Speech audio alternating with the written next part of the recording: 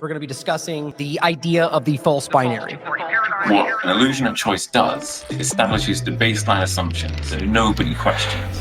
This is part of the fifth generation warfare that we've talked about. Voting for the lesser of two evils is definitely an emotional, psychological trap that people are in. You're cheerleading for an insane ideology because you think you're winning. The role we have as media, how do we help everybody understand this is theater and you need to get back into the real world? If you're opposed to the agenda, you should oppose it regardless of who's selling it to you.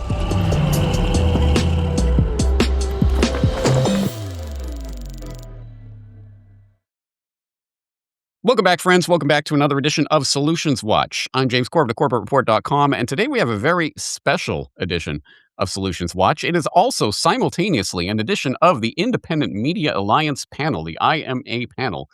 And some of my viewers will know what that is. Some of you might not.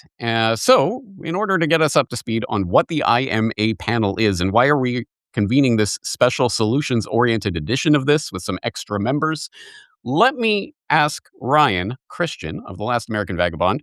Ryan, what is the IMA panel? Why are we doing this? And why are we doing this particular edition? Well, the Independent Media Alliance was something that was created between Derrick here with us, myself, and Whitney Webb, and kind of the build up to the recent selection we went through, and kind of the feeling where this was going, and wanted to gather a group of people that could see through the partisanship, objectively report on these things. And what we've done with it so far is just basically try to have, and so people know there's no financial mechanism. It's basically just a collection of people that see things that, in similar lights, but with varying opinions on all sorts of things, to come together to discuss these things in an, educated, nonpartisan, objective way. Now, this panel was focused on solutions, and we had been discussing about this in the background, and I thought, of course, who better to have this conversation than James Corbett. Anything else you want to add to that, Derrick? So this was kind of a joint creation in regard to the IMA. I'll just add that when me, Ryan, and Whitney were putting this idea together, the initial criteria we started with was who didn't lose their minds during COVID, who hasn't fallen prey to the two-party lie every couple of years, and who was willing to speak about what Israel was doing in Gaza. And for us, those were like three kind of foundational points when it came to selecting other content creators, talking heads, independent journalists, et cetera, that we wanted to collaborate with. Awesome. All right, let's start this panel, and I think we should introduce ourselves because whatever channel you're watching this on, I'm sure there will be faces here that may be unfamiliar, but I just watched a video that was like this conference type of thing with 6 or 7 different panelists, and they spent literally the first 10 minutes of the video just introducing themselves. I do not want to do that. That is very boring. So could I just ask your name and a website or thing that you want to promote that people should take a look at? I am James Corbett of CorbettReport.com. Ryan. Ryan Cristian, LastAmericanVagabond.com. Derrick. Derrick Broze, TheConsciousResistance.com. Kit. Kit Knightley of Guardian.org. Larken. Larken Rose, TheRoseChannel.com. Steve. Steve Poikonen, AM Wakeup website website is being messed with. Find me on Rumble. Etienne. Etienne de La Boetie2, squared, artofliberty.org. Ernie. Ernest Hancock, publisher of freedomsphoenix.com. And Hakeem. This is going so efficiently, James. Shout out to you. Hakeem Anwar of AbovePhone.com. You almost derailed it there, Hakeem.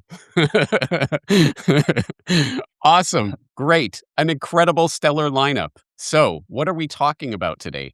I was very interested to discuss a question that I received in via the contact form on CorbettReport.com recently from a listener who says, being a voluntarist, I was curious when you choose to involve the state in the things that the state has inserted itself into. For instance, if you get in a car accident, you need to call the police to file a report for the insurance claim. Last week, I was assaulted, and people around me can't get over the fact that I'm not calling the police and making a report. But in certain situations, like a serious car accident where my insurance is not going to pay out if there's no report, I have called the police. Even though I don't live in that world that I would prefer, it seems like when I can, living that way is the best way to slowly push the goal in the right direction. And even for completely selfish reasons, I've been the victim in the past and had the police show up and victimize me further? All right. Kind of a rambling question. There's a lot of different moving parts here, but I think we all understand. We've probably all heard this question in some variation at one time or another. Basically, when do you involve the authorities in things that happen to you in the daily life? We live in this statist world where there are so-called would-be presumed authorities, and there are bureaucratic procedures for the various things that we have to do. So when do you comply and go along with that? And when do you say, hell no, I'm not calling the police, etc.? And why do you make that line in the sand decision? And actually, I'm particularly interested. Oh, you know what? We have just had a late addition to this party, Jason Bermas. Bermas, thank you for joining us. We'll get to you in a moment, but let's start this panel. Actually, I'm particularly interested in Larken. Larken Rose, what is your take on this question? There's sort of two sides of it. First is if you're calling the cops because somebody scary is like harming somebody, like somebody scary without a badge. In that case, I literally view it like, oh, I know this violent, unstable, immoral thug, but he's big and dangerous. And if you do something bad enough, I wouldn't at all feel bad about sicking this violent psycho on you if I would be justified in doing that myself. Maybe at some point we'll get to the story where I called the local cops on the IRS to leave my parents alone many years ago. But basically, if you just view them as unstable, kind of unpredictable people, yeah, most of the time you don't really want to add that to the equation of whatever it is.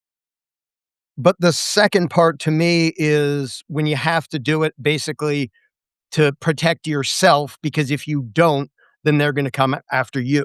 Like if you handle someone breaking into your house, you shoot them in the leg, kill them, you do whatever, and you don't tell the police, they will show up to arrest you.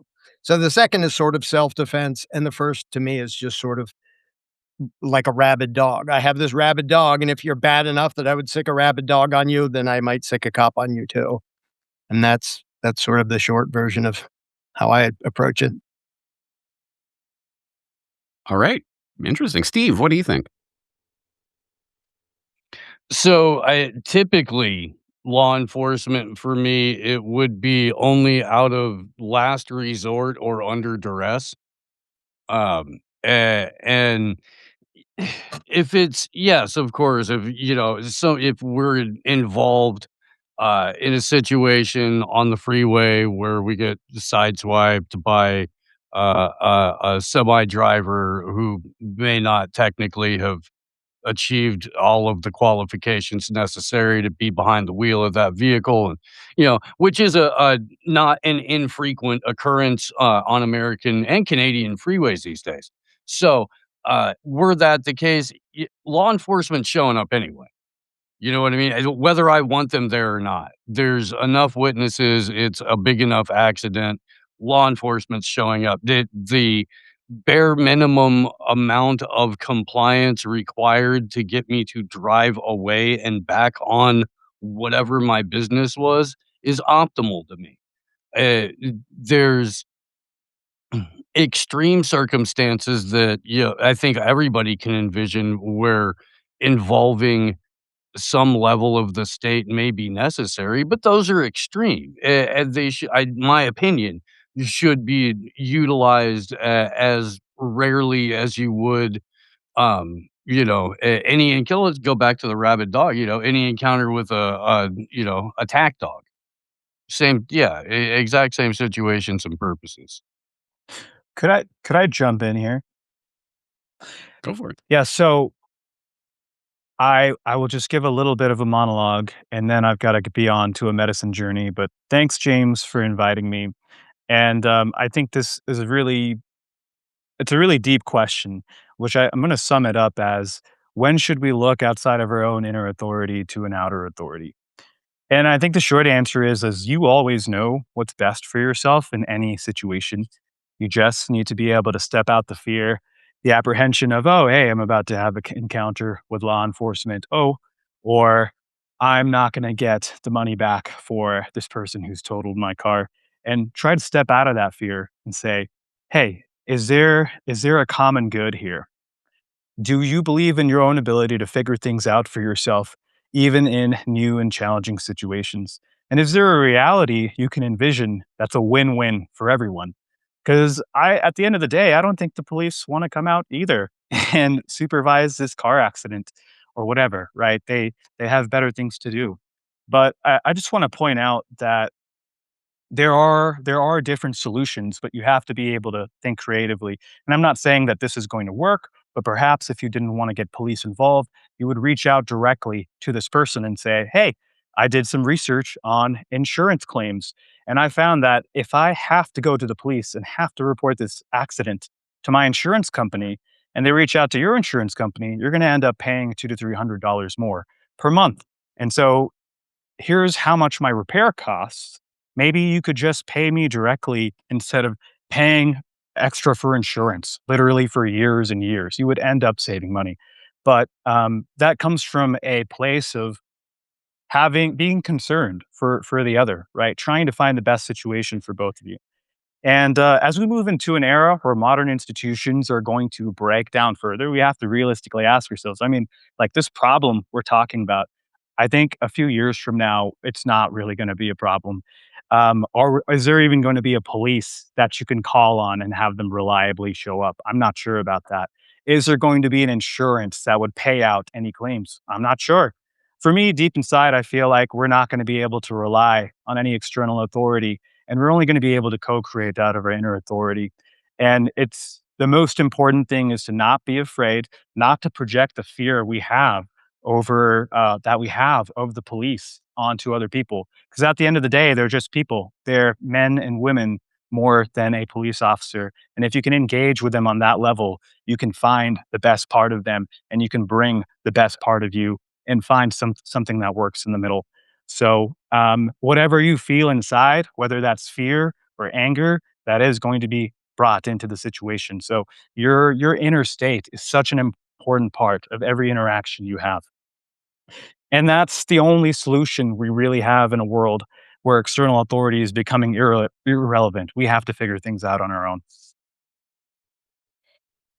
I'll add a Awesome. couple Thank you for thoughts, that, Hakeem. if that's fine. And by the way, sorry, can I just say inner statist? That's an interesting. maybe I'll pronounce myself an inner statist. I like that. Sorry. Yeah, I just wanted to add a couple of thoughts to that, to the general question, and then kind of more broadly. So, in terms of when do you call the cops? For me, I guess the most basic way to answer that is like when you're dealing with a situation or a person or persons who are unreasonable. I guess like Larkin was saying, the rabid dog situation, a person acting like a rabid dog, which I could just say briefly, I had to deal with recently. I did call the cops, but the cops did get involved. I don't know if I would have chose to call them ultimately, but just real story, short story, real short.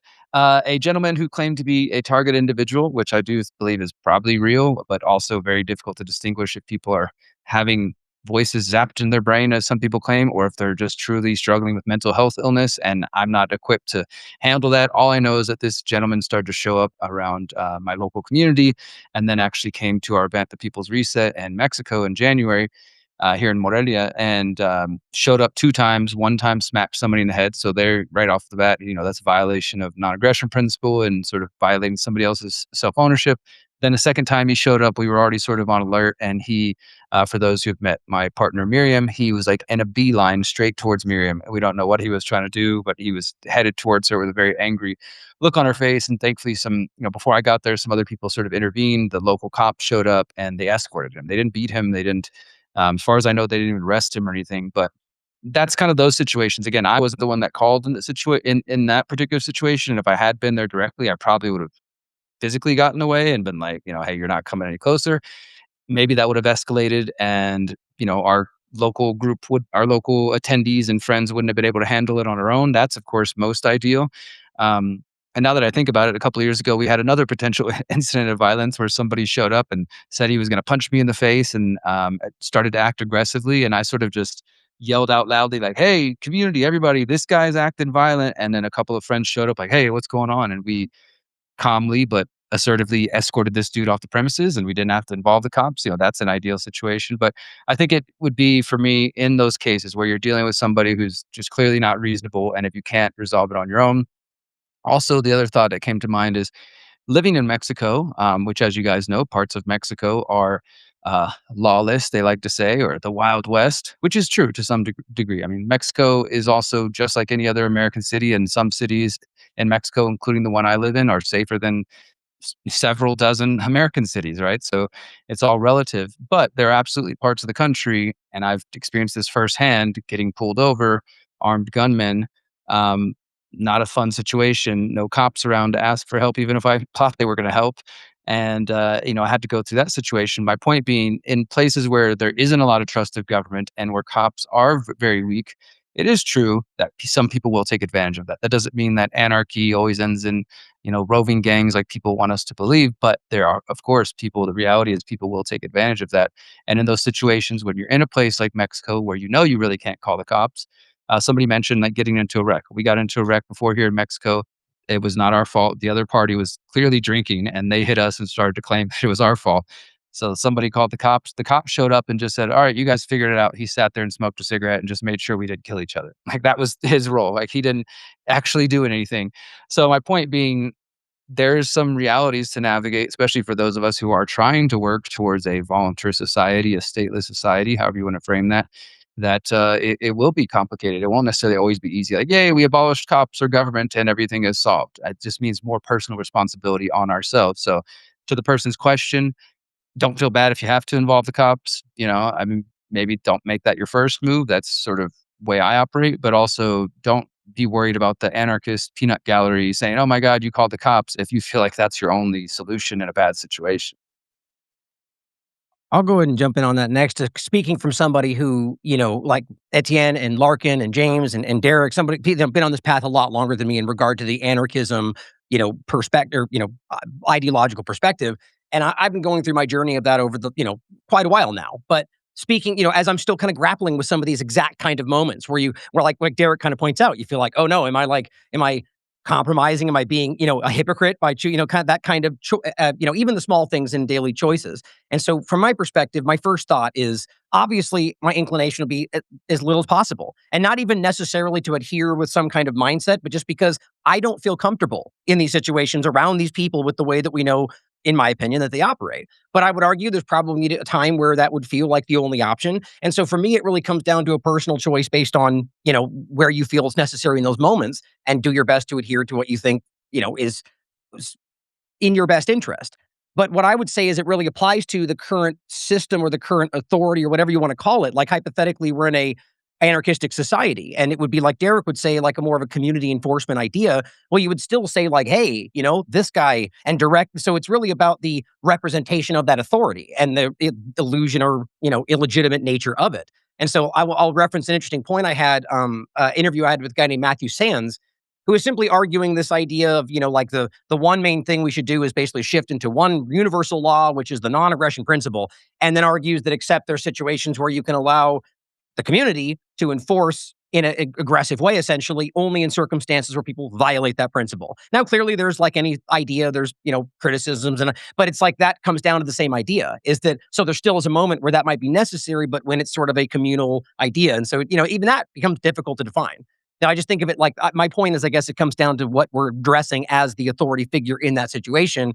And it's about the illegitimate nature of it versus just authority enforcing what you think should happen. Anyway, that's my thought on it. Can I jump in here? First of all, I'm not an anarchist. I miss or even non-aggression. I'm probably the biggest statist on here, right?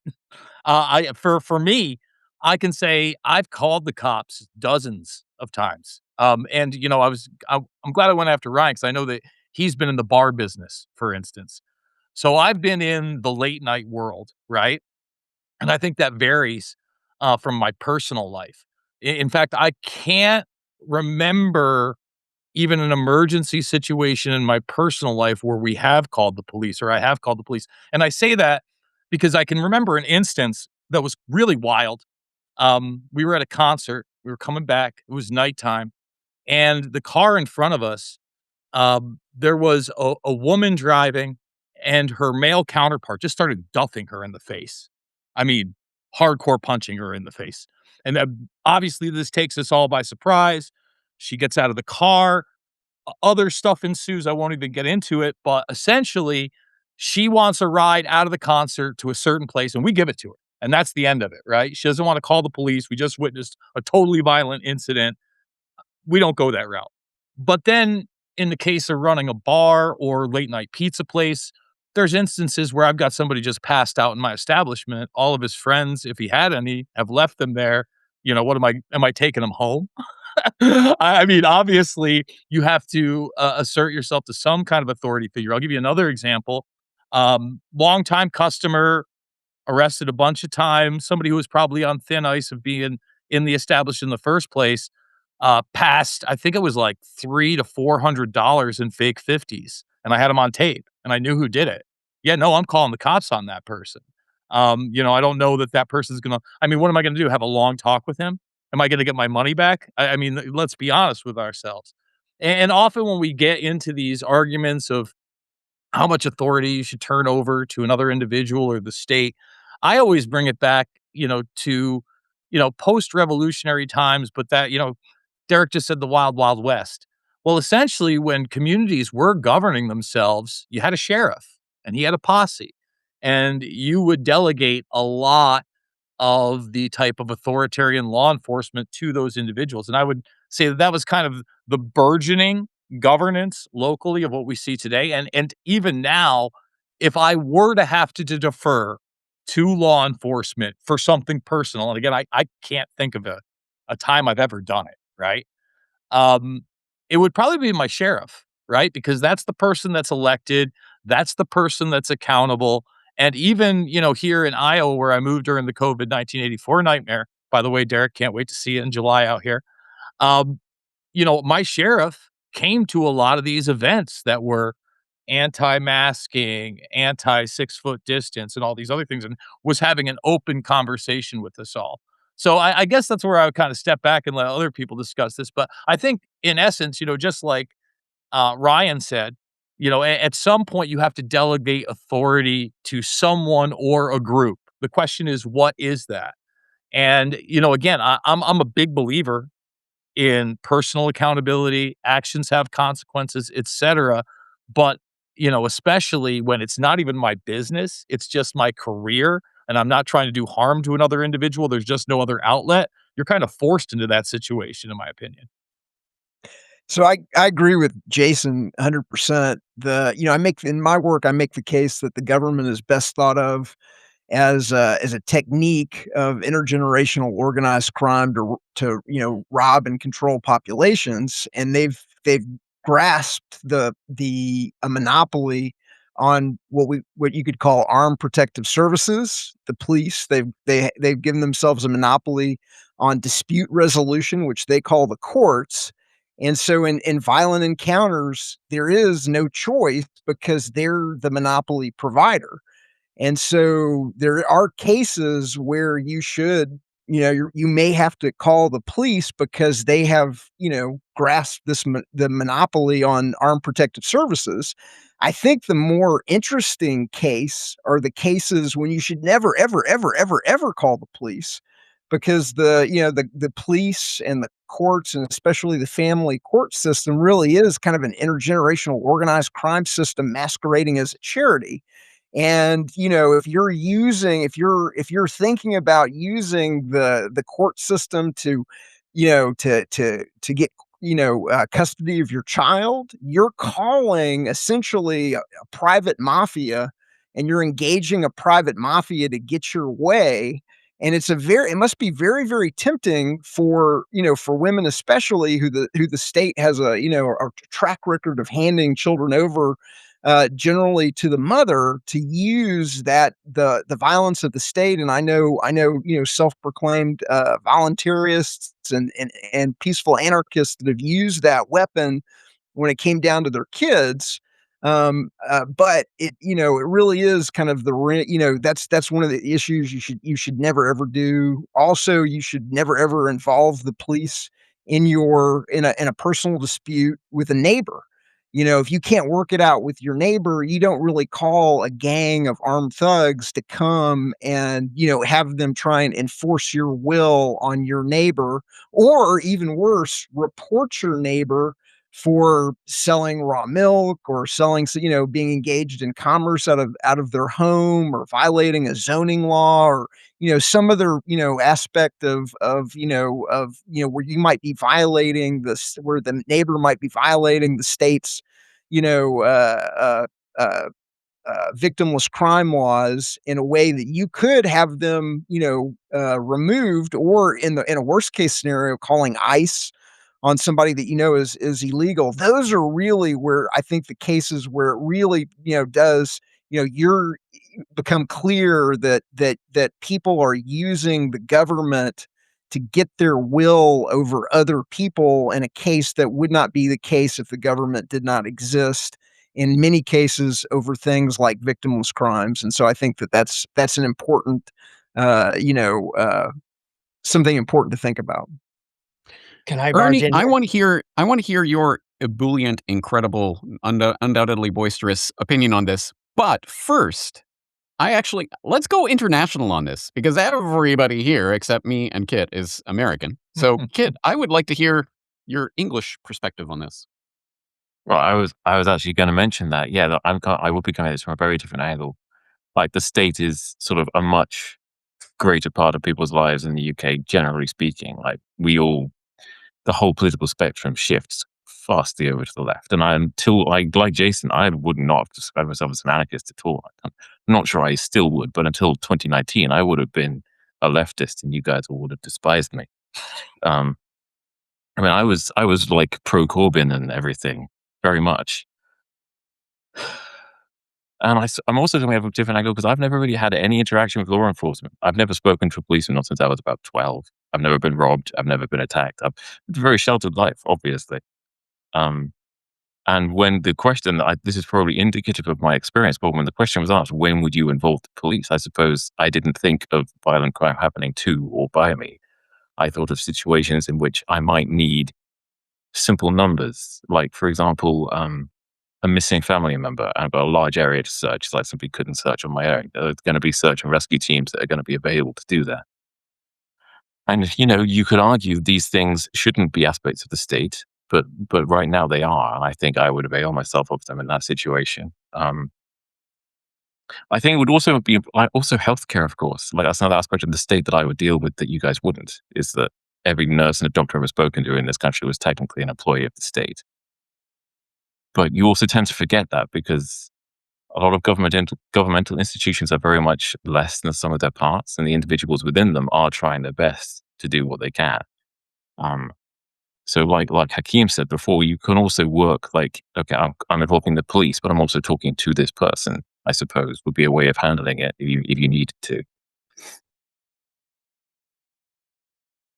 I just thought of something in almost the same regards, where I threatened law enforcement in a personal, and it worked, by the way. So, same exact situation where I'm running the bar, but I'm there drinking. Okay. And the phone chargers are out by the entrance. They're pretty close. So my phone gets stolen one night. Okay. I go to the cameras. I watch the guy steal my phone. I know of him. I know some people that know him. So I immediately have them put in contact with me. I go, listen, you got 48 hours to give me my phone back, or I'm going to take the video to the police and you're going to go to jail. He brought my phone back. I will say this. He dumped my SIM card and my SD card beforehand, thinking that, he was going to sell it or get rid of it. But at the end of the day, I got my phone back. Now, I didn't have to go to law enforcement. I didn't want to go in law enforcement. But what was I going to do? Threaten to kick his ass? At the time, guys, I'm probably like a 36, 37-year-old guy, and this is like a 20-something-year-old kid. Am I going to exude my own force? He's already kind of gone against the non-aggression principle by stealing my property. So, again, just another example where I don't think everything is black and white. Can I barge in? Because somebody said the A word. Authority. To me, the distinction that matters, and the bartender is a perfect example, because on a routine basis, you deal with belligerent, drunk idiots. Hopefully not too routine. But to me, the distinction is just, would I have the right, like if there's some female bartender and there's some big, loud, belligerent, drunk dude, she has every moral right to say, you're not invited here, I'm taking you out. But she may not have the ability. So asking somebody else to do something that you have every right to do, but you may not have the ability to, you may not want to, like hiring someone to mow your lawn or do plumbing or something. The time when it becomes a problem is when people call authority to do things that they wouldn't have the right to do themselves. So a lot of these examples, like if somebody steals your phone, I think you would have a right to confront him and go, "I'm gonna punch you in the face," like whatever you think would be a justified response, and say, "Hand it over. I'm going to do unpleasant things to you because I know you stole it and have the proof." And if you ask somebody else to do that for you, that's perfectly consistent. Even if not everybody would agree with what you would do, but if you at least agree with yourself, like I asked the guy with the badge to do something that would be justified if I did it. And that doesn't require authority. That's just it's like hiring somebody to do something for you that maybe you don't want to. When it comes to law, when people say, "Well, I wouldn't have the right to, like, steal your money to fund something I want, but if it's in the form of taxes, then law enforcement should do it." So just that mindset answers the question. Yeah, there are gray areas and debatable areas of when people will or won't call them, but just the mindset of, "I'm just a guy, and the guy with the badge is just a guy. We have the same rights. Morality applies the same to everybody. If there's something I would do, then it makes sense to ask somebody else to do it for me, whether he has a badge or not." And based on that standard, 99% of state violence would never happen because the vast majority of time people call the cops is for things they wouldn't do on their own. It's not defensive. It's not inherently justified. They just want to call the big bag bully to beat up on somebody they don't particularly like, even when force isn't justified. If I get one quick thing, James, go ahead if you want to jump to the next part. Right after you, we're going to go straight to Ernie because I've never seen him sit quietly for so long. So No, I was just going to add the point about the. No, go ahead. It's going to be a second. Go ahead. Jump to the next part. So I guess I can take it now. The reason I'm being so good, James, is because, I didn't hear anything about prevention. You make a lot of, as I'm older now, a lot of I've had a restaurant, where we've had, you get burglarized or broken into or things are stolen or whatever. A lot of these are agreements that you make for being covered by insurance. You're required to get the benefit from the contract that you did. You file a police report. And a lot of them here in Arizona, I remember like 20 years ago, they wouldn't even come out when your car was stolen. They just take a report. Here, file it with your insurance. Let them deal with it. We don't care. So it's the promise that we get for having government or supporting or living in this country or wherever else is what is the deal that we have? Well, we're here to protect your life, your liberty, your property, and do that in a court system for it and everything. But you realize as time goes on, it doesn't really do that. You go all Larken Rose on them, But the thing is that once you get a lifetime of experience, you know that you're going to act in what you perceive to be your best interest. As time goes on, you find a lot of the times, it's a fender bender. It's a small thing. Okay, well, I should lock that up more. I should this. I should. You even got videotape of them. Do I really want to go? It's a lot of times it's shunning. You just go to the community. You let them know the punishment is that you have evidence, or you're good to your word, or people believe you over the word of someone else. So it's all about proactive. Are you taking care of your security? Should you go to that bar? What kind of concert was it? Did it have a mosh pit? I mean, what did you expect was going to happen? So I'm just like, as time goes on, you put yourself in a circumstance to where you don't have to be in these kinds of, dilemmas and whether you're calling for authority. But the big thing is that you're not only prepared to defend your rights and your property and so on, you have the skills, you have the tools, you have, all this is forethought, a lot of times. But then the other thing is that you run into the Karens, like you're saying, like Larken pointed out, you have somebody, you're not allowed to do it. You can't do it. But gosh darn it, I saw on TV that somebody called and they don't have a mask on. I mean, this is, you don't want to be that person. So my solution to all these problems that people have had here is a lot of times you either have standards that is clear and people don't even want to go. that are bad, that you have a community or friends, or you're not, a lot of young white women want to go to the Middle East and prove how peaceful it is, and they wind up dead, So this is just forethought in preparing yourself to be able to defend it, to not have it happen to begin with, and what kind of contracts are you in that require police involvement, which is a lot of times, like the gentleman from the UK, we have the option and the freedom for private insurance, private clubs, private. So that's my offering, and hearing all of this is a lot of these instances where you feel compelled or even required to call law enforcement, you kind of make sure you're not. And that's where I put myself, is to where, look, I don't want to be in this situation. And then sometimes you take the hit.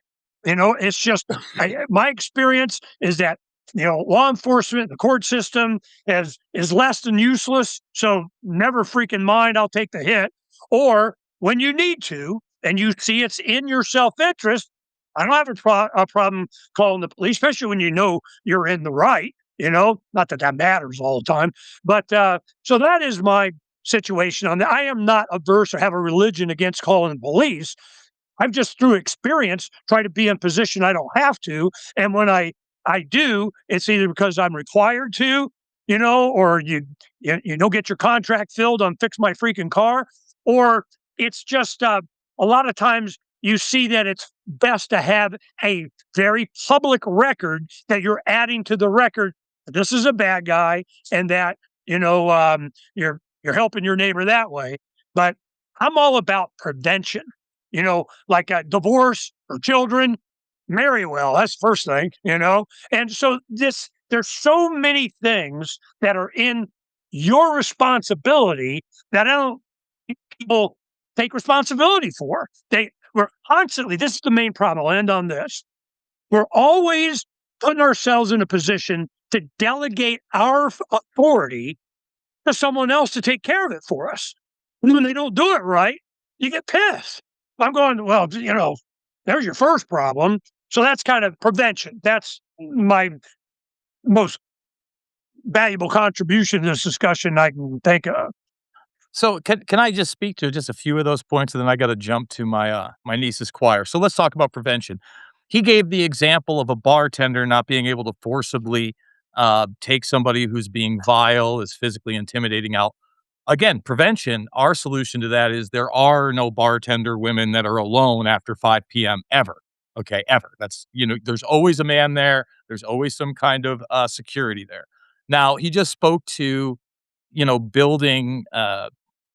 building your reputation with the community. Totally agree with that, but doesn't always work. So I'll give you that same example of when that guy stole all that money. So before I went to the tape and I knew who it was, quickly, I went over and I talked to another bar owner. And I explained this. Oh, he was in here telling me he had a new job. And I'm like, no, man, he definitely just robbed me. And I've known that guy for literally 25 years. And then he saw that he passed the fake bills. Your reputation doesn't always get the job done. And speaking to mosh pits and women getting duffed in the face, I was just at a Lorna Shore show, deathcore show, great show on Saturday. Bunch of kids there, and no one's getting hurt. Big mosh pits, everybody's picking each other up. Kid crowd surfs out to where security is.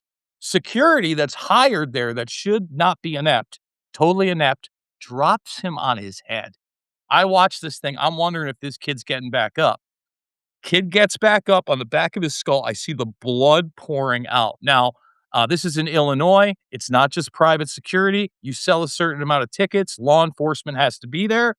I saw law enforcement on that like this. Had lights on the kid, helped him up, took him backstage. I was in the VIP area. They had an ambulance there for that kid within 10, 15 minutes. So again, I think that that's what you want from your law enforcement, to serve that purpose. You don't want to be somebody that isn't prepared. You don't want to be somebody that relies on it time and time again. But when it needs to be utilized, you hope it's utilized in the proper manner. All systems are corrupt, especially run by humans. So you're going to have problems. Guys, I love you. I hope we are doing this every week. Good to see y'all, and I'll see y'all on the flip side. I have some thoughts real quick, James, unless anybody else wants to chime in. Regarding a couple of things mentioned, I'll just kind of refer it back to where I've been living the last 6 years in Mexico. And I guess to represent the anarchist volunteers perspective that I know some of us here have, which is fine, others don't. Of course, that's really, it's not a problem. But for those of us who do feel that way, one of the reasons, and I think, is because we recognize that the police are the enforcers of the state. They're the ones who are ultimately going to enforce the agenda of the state, one way or the other, especially when it comes to those order followers, which is all of them. I don't know if I've ever seen a cop not follow orders and tear off his badge and say, "No, I won't do this. I'm going to stand on my principles or morals." They're going to follow what they're ordered to do by their superiors or ultimately by the government. So I don't think I think that's an important point for people to understand. Those who are listening to this are going to listen to this who aren't voluntarist, why some of us would be averse to calling the cops, or at least make that a lower choice than being the first thing to do. And the other thing I think to remember is that it's not because we're against people picking up kids injured at concerts or helping old ladies across the street or other positive things that we could say police officers or men or women have done at any point in history, but it's because it's being funded through involuntary taxation. It's being imposed upon us. I think that's an important point to make, because again, here in Mexico, there are communities like Cheran, which this month, or actually just a week ago, just celebrated 15 years of their own uprising. I won't get into the whole story now, but 15 years ago, they pushed back against corrupt cops who were working with the cartels and working with corrupt government.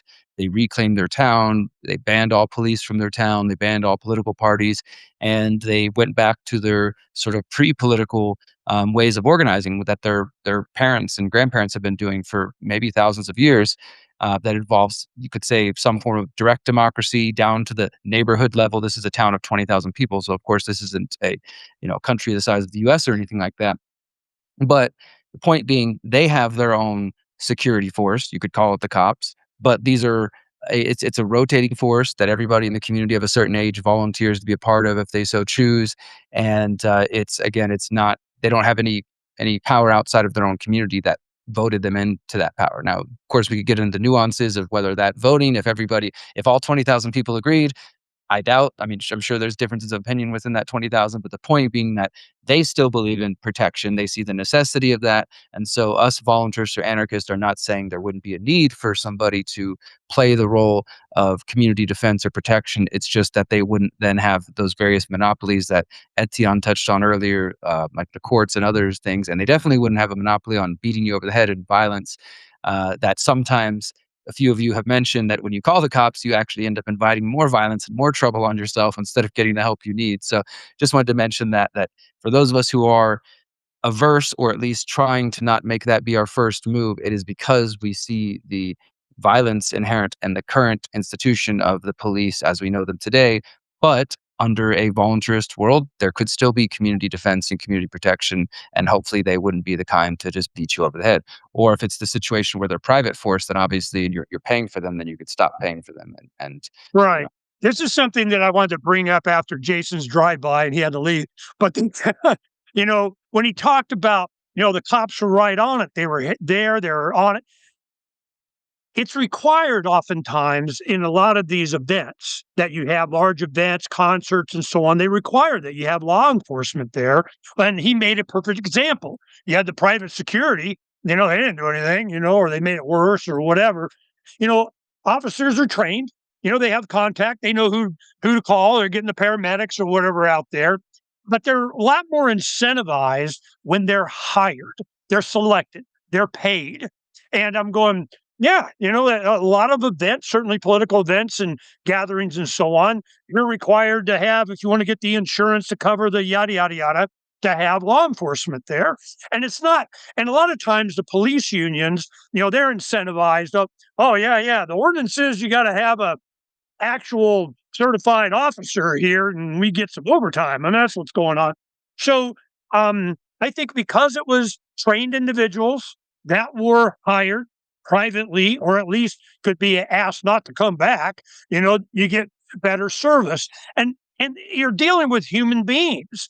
A lot of times, depending on if it's the state event or, some, gathering that the mayor and the council put on or something like that, the incentives are so much different. I think human beings want to help fellow human beings and looking for an opportunity to, as these officers probably did.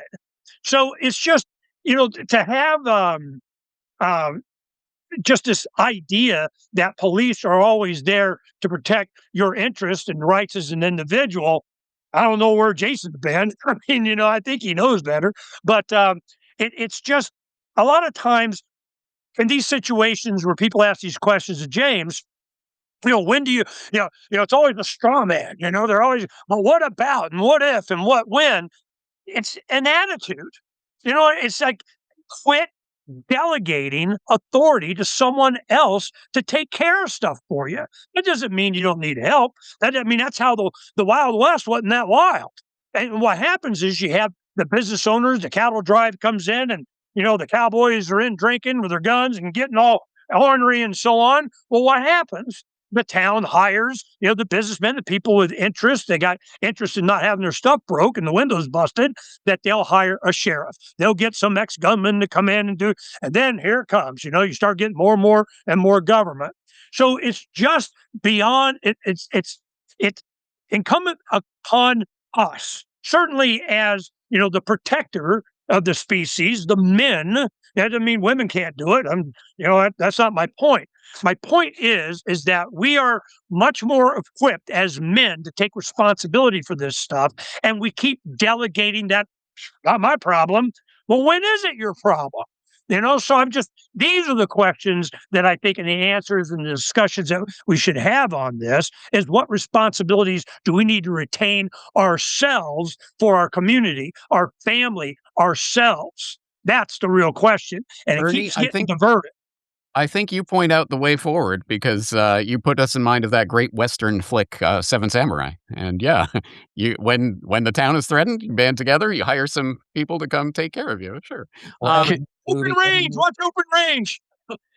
So I have a combat shotgun as my home defense weapon. And the first 2 rounds in the combat shotgun are something called beanbag rounds. And I use the beanbag rounds, and I've got a list of reasons why I do that. Number one, I don't want to kill anybody, even though we have castle doctrine here in the United States. If you catch somebody in your house, you legally can kill them, but I have no desire to do that. Number two, I don't want to clean up the mess. Number three, I don't want to fill out the paperwork. And number four is if I catch you in my house after I knock you to the ground with the beanbag round, we're going to have a discussion about the choices that you made with your life and how you got into this situation and why you're going. I might not call the police, especially if it's a kid, because I don't want to make the situation worse by taking a dumb kid and throwing him into one of, the government's dungeons, which is going to produce, an outcome. It's going to depend on his attitude. It's going to depend on a variety of different things. But I am prepared to defend myself without having to involve the police. And I think that to Ernie's point, that needs to be your first, line of defense.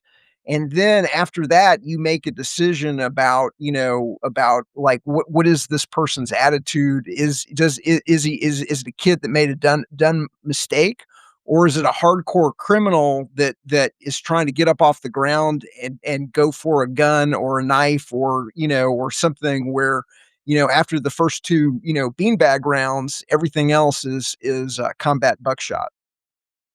So I love Jason's example about the cops in that concert because it demonstrates the point perfectly.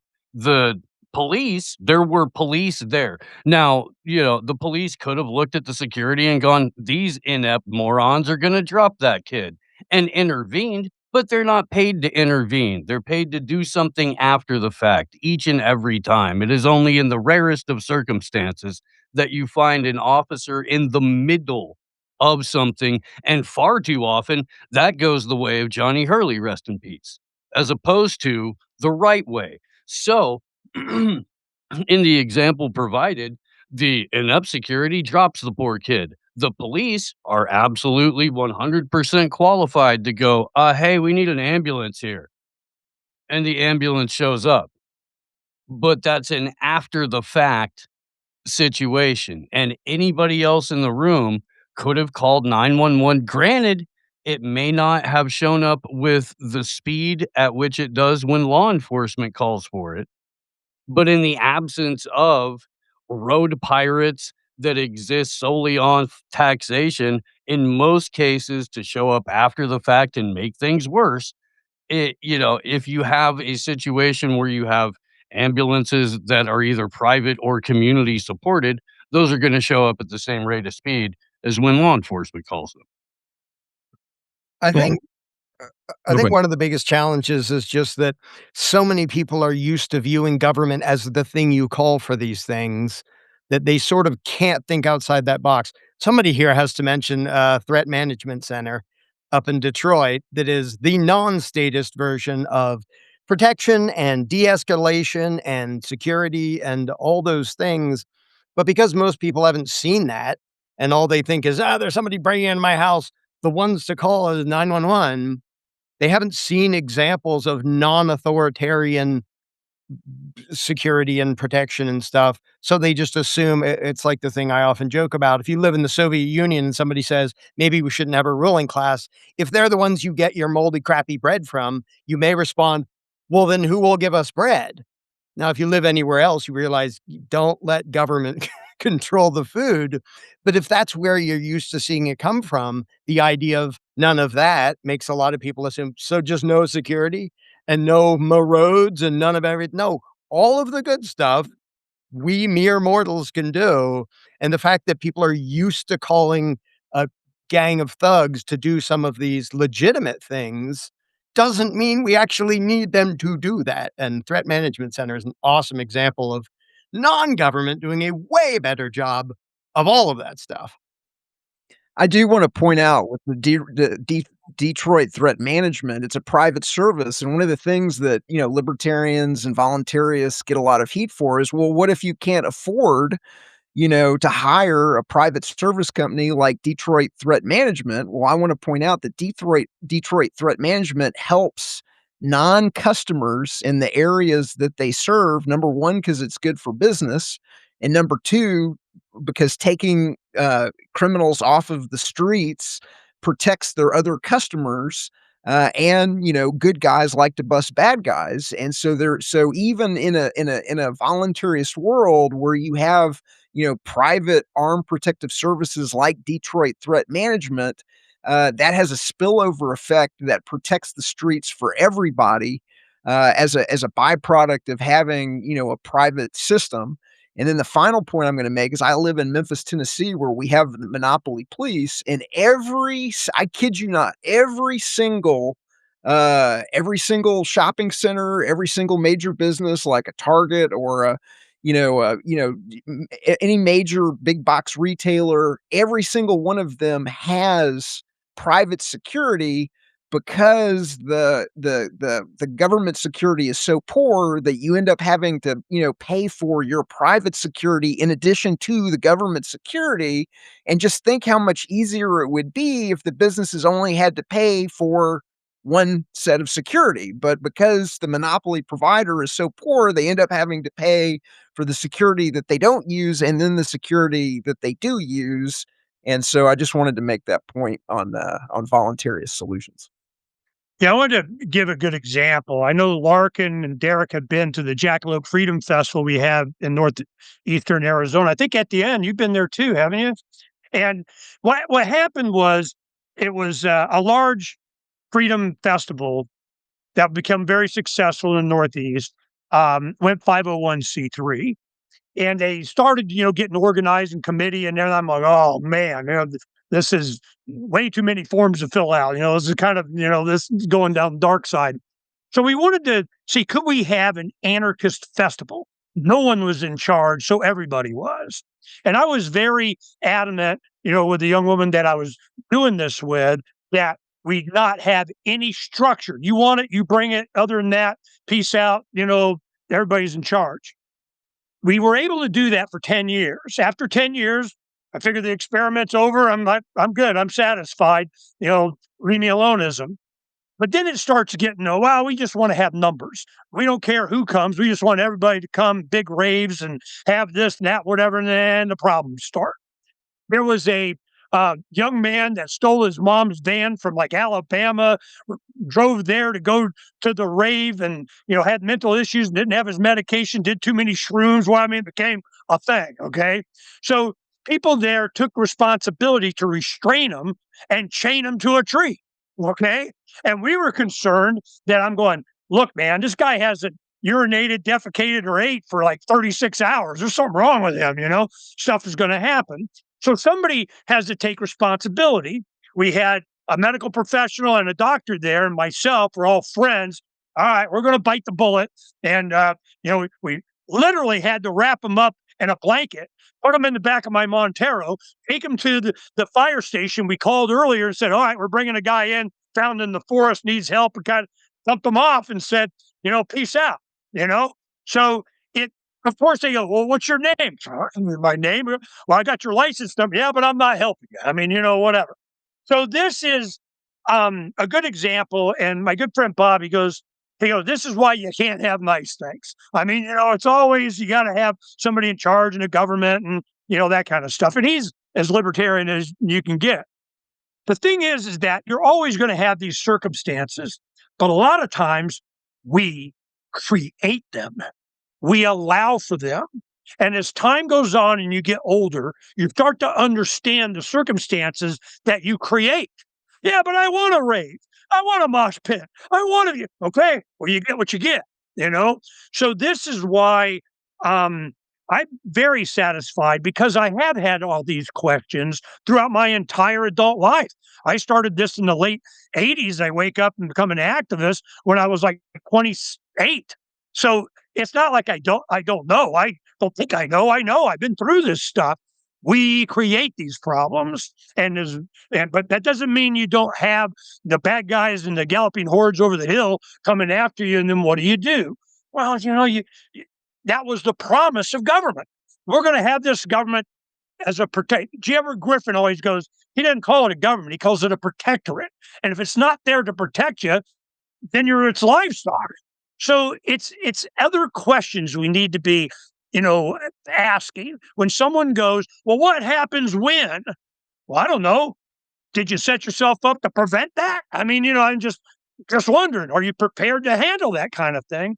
So this is where my mind goes and all. That's why I was wanting to listen to everyone. I'm going, where's the prevention?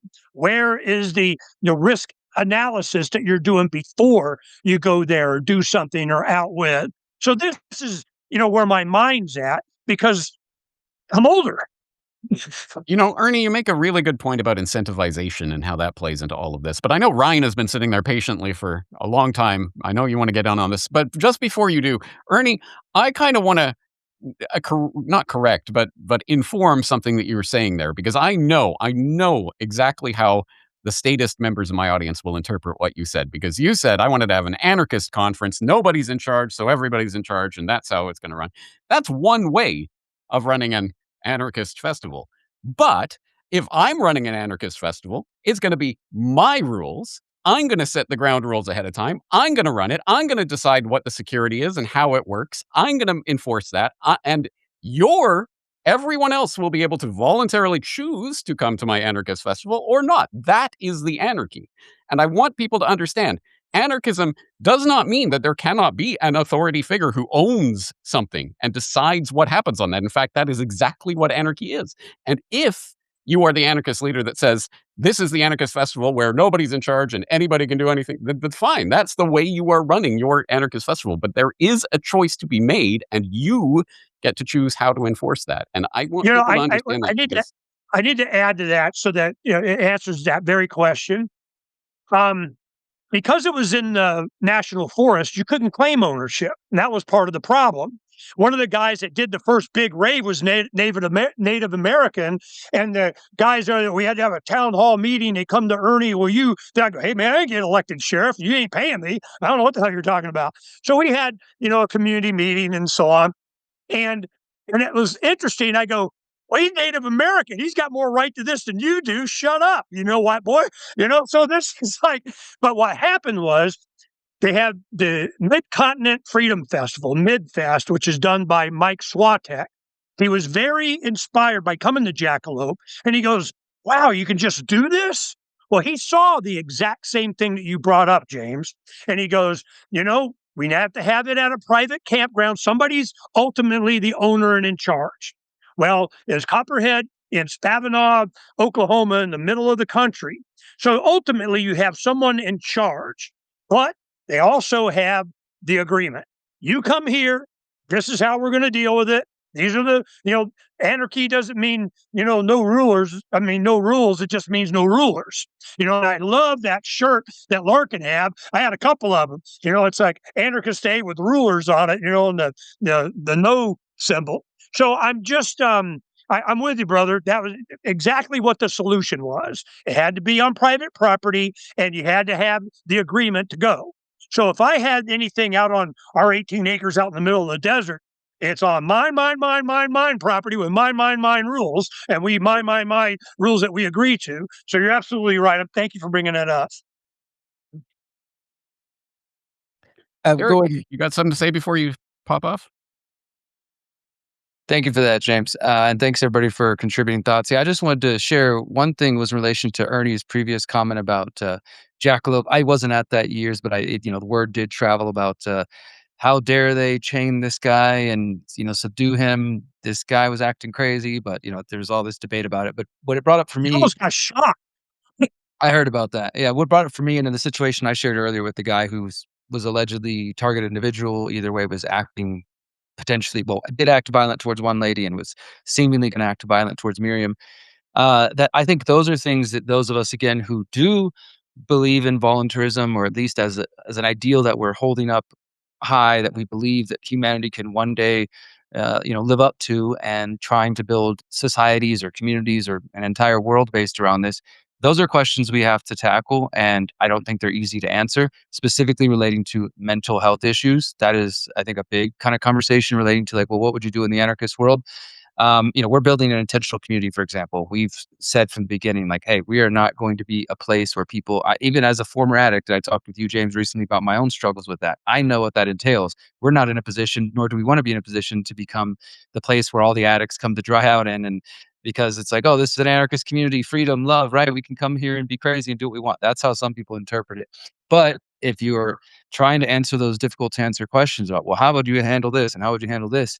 Mental health struggles are real, and they, from everything from schizophrenia to just somebody depression off the meds or whatever, or taking too many shrooms or whatever it may be, and how we navigate those things without running straight to the police, or if the police weren't around, how would we handle those things? I think that's there's books and ideas and talks out there. I'm sure Larken's probably crossed that bridge at one point in his presentations or his videos, but it's just an area that I think definitely needs more discussion around, because it's not an easy fix. There are some people who truly, when we decided to take him to the fire department because he needed help, and by that time it was obvious that he had issues. A lot of the people left. You involved the man, we're gone. I understand. That was one thing. They go, yeah, here comes the man. And since then, it's kind of been the man's been involved. And the solution is what James pointed out: MidFest Freedom Festival, private property, rules without rulers kind of thing. And that's what I learned from it.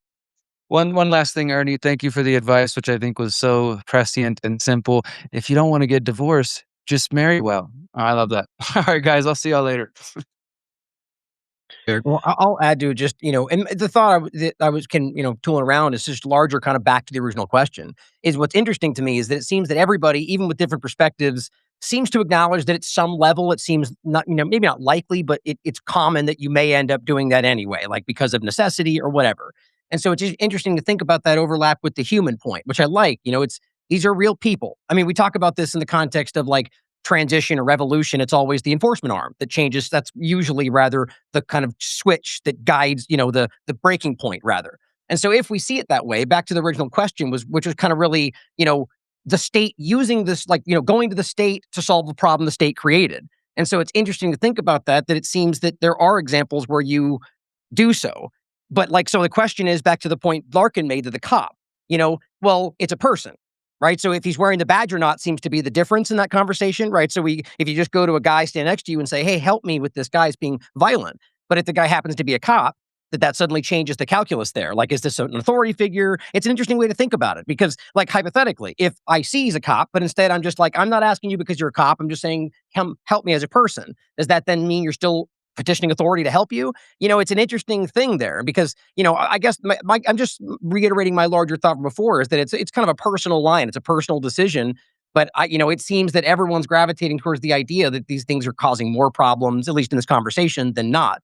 And so it's about that human line. And I just want to go back to the point about the revolution. It's like if the idea is that we, need some kind of, like, even if it is a revolution towards anarchy, it would seem you would need that enforcement arm to sort of at least, align with your thought or recognize that and stop enforcing for the state, which would necessitate some level of engagement with that authority. Anyway, it's just interesting, this conversation, because as I said before, I am still learning in this journey about this and trying to, because it's not about like trying to adhere to what I think is important, but rather finding out that these things have sort of always aligned with what I feel makes sense, and then, learning from people like Larken. That is a journey, right? But I think, just think about that, the human side of it, and back to the original question, involving the state to solve the state problems and how that is even functionally going to lead to anything that will change something, It's funny because, like, people are people. I don't care if you have a badge and if it's your job to be a thug for politicians. But a thing that we do need to keep in mind when calling the cops is, I think he's just a guy. He thinks he's this magic agent of this mythical thing called the law.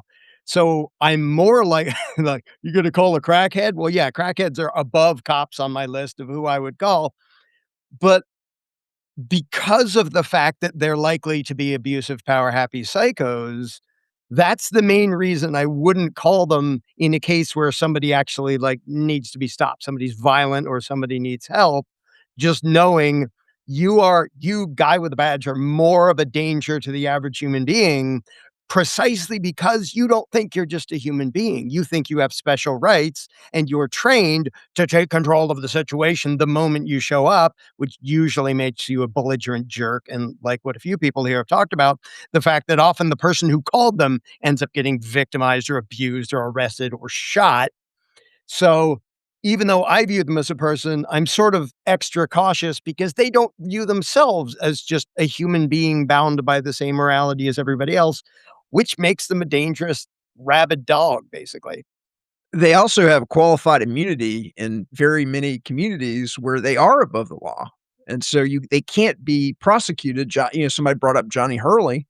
The police officer that responded to the Johnny Hurley incident shot and killed him, and there were no charges filed against him, even though he acted irresponsibly. He didn't understand what the situation was, and he shot and killed somebody, and absolutely nothing is going to happen to the murderer of Johnny Hurley. If I bring this into an interesting point, and James, feel free to direct this away from it, more like it's interesting to overlap it with like a contentious political point, which is the ICE and Ray Good and Red and was it Reddy? I'm blanking on his last name. The interesting point, though, is that from this conversation, it's completely about statism and authority and that. But what's interesting is there were people that I see that are in some ways leaning towards or identifying as an anarchist or libertarian who suddenly sided with the state in that situation. And I just want to point out, it's interesting to see where principles and integrity will suddenly waver when it comes to like a team or a choice. And it's kind of the same problem. It is exactly the same problem. But it's a different way they view it. And so if you want to go further, I just think it's an interesting overlap. Okay. Yes. Anyone who wants to respond to that, go ahead. I will just, before we start wrapping things up, I want to take a different tack on this question and this approach, because one of the things that we're talking about here today is, I think there is a broad consensus here. And thank you to everyone who's participating here and sort of playing this all out, because I am starting to realize for the first time, I am a bit pragmatic when it comes to questions like this, which is funny because I always get accused of being some starry-eyed idealist. Oh, you and your purist anarchist ideals. No, actually, I can be quite pragmatic on situations like this precisely because we exist in the world of the presumed authority of the authorities and in the creation of the monopolization of these various services. by these groups who are armed thugs who will then take out the aggression on you if you don't go through their system. And as an example, yeah, have I ever called the cops? Yes, in one situation, I had to. It was about a decade ago. My lovely, darling wife somehow managed to hit a car in a parking lot here in Japan, and the owner was nowhere to be found, and no way to directly communicate with them. Leave a note and go away. Uh, Cameras everywhere. In Japan, absolutely, you cannot just drive away from the scene of an accident like that. You will get in trouble with the law if you do that. So we had to, unfortunately, involve a police officer in order to communicate that, facilitate that communication. Luckily, that was about it, and then we exchanged insurance details and blah blah blah, and it was all fine. But yeah, there are situations where, yeah, it would be great if we could not involve the state in this, but then I'm going to get thrown in a cage or get questioned or whatever because of my lack of compliance to this system that exists around us. And I think that applies to so many of the statist things that we live in. It would be great if nobody ever paid taxes, but I understand when people decide that they're going to comply with the extortion that they're being put under at the implied threat of the gun, right? Which is always there in the room with us and always threatening to take us away into the cage if we don't comply. So I understand. I'm not saying that everybody has to be the purist floating on the clouds. So the question... Well, Larken made sure we understood what happens without paying taxes. So thank you. Yeah. You know, the one thing I wanted to emphasize, you know, what Etienne said, you know, because you're in Japan, you know, Derrick's living in Mexico. We have a gentleman from the UK. We're in America. But I don't know if these other places, I'm sure they may, but here in the U.S., Etienne brought up sovereign immunity. You know, we're not liable. We don't care. We can do whatever. We can shoot and kill you. I mean, it's kind of, that is a core problem. There has to be responsibility of something for somebody. And that was one thing, one of the first things that you learn is that you've come up with the idea that law enforcement is not there to protect your rights. They're there to protect society in some way. I mean, that's been adjudicated.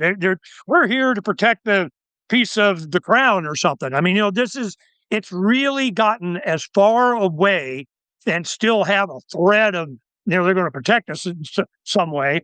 And I remember, I'm old enough to remember every officer had on his car to protect and serve. They stripped that off. You know, so we're living in a totally different paradigm, and I'm glad that Etienne brought that up. I'm sorry. Well, I wanted to switch the conversation to the what I presume to be the sort of the spirit and the heart of this question is, okay, yes, voluntarist or you know, anarchist leaning as people might be, we live in this statist world in which these structures exist, so we have to interact with them in some way.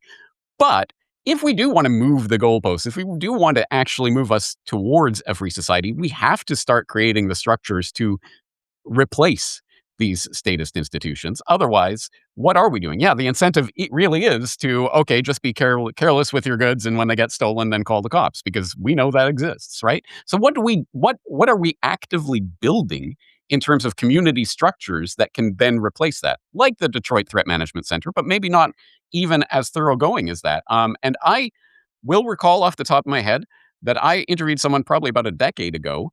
They were building an app that was sort of a community outreach app where when you are in trouble, whatever that trouble might be, I have a flat tire, I'm stuck on the road, or somebody's trying to break into my house or whatever, you would be able to call people on that app. You'd be able to put out an emergency message and people would respond to that. Peacemaker. And, yeah. Sorry, what was the name? I think it was Peacemaker was one you're talking about, or I think, you know, 411 or something. Anyway, it doesn't matter because it's a great idea, and I think everyone should be doing that. But things like that, how do we start building the community structures that could hopefully one day replace this state monopoly on law enforcement? Well, one example that's out there is Prospera. And so, you know, my fiance and I, we spent a month in Prospera last year. And, you know, the fact that they're offering, you know, governance as a service. And so they have they've negotiated a sovereignty from the government of Honduras where the laws of Honduras don't apply. They have their own private security. And so I think it's an example of, hey, you can have governance without having government. They're offering governance as a service they're demonstrating that you don't have to have a state to have peace and security. All right, now some fireworks, because Ryan, you might have something to say about Prospera and Well, Peter Thiel, huh? I'm not going to get into the whole thing unless we want to get into it, but I'll simply add that I find it hard to think that that's the way that went when this entire thing started with an illegal coup that the U.S. created in Honduras to justify that change. That's all on the record.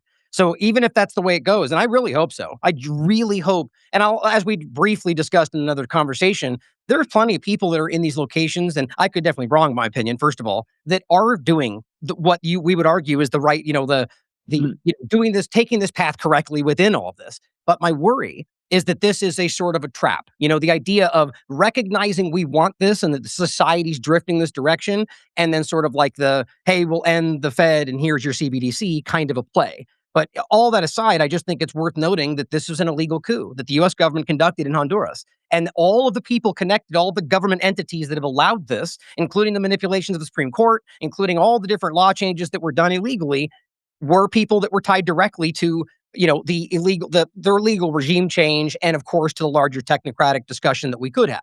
But I hope that this goes in the right direction, and I do think that we should be striving for something like that. I just think my personal opinion is Prospera and the Pronomos Capital sort of like technocratic, pretending to be a libertarian push is a trap. That's just my opinion, though. So I'm looking at it as a laboratory of liberty. And so Chiron is a laboratory of liberty. Prospera is a laboratory of liberty.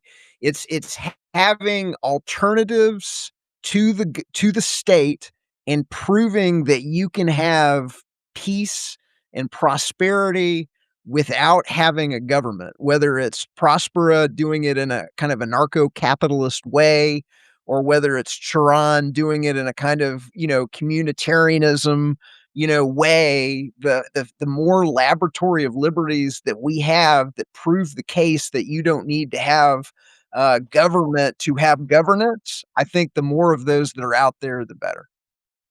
We had just this case in Texas to where they're building a Muslim city, and I'm sure they're probably going to enforce Sharia law or whatever they're going to do.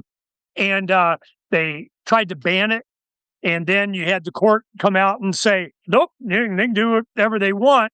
And without knowing anything about it, really, isn't that what we want? I mean, I want to be able to, they keep having this prosperity zone threat that they keep doing here in Arizona, where it is, you get a square mile out there and peace out. You don't do taxis out in the middle of the freezing desert, and you're doing, well, then I got another one. It's called Belmont, which is Bill Gates' thing, 35 miles east of me. They're, super matrix, get your vaccine plug in the back of the head matrix town. I'm like, hey, so you want to go there, knock yourself out.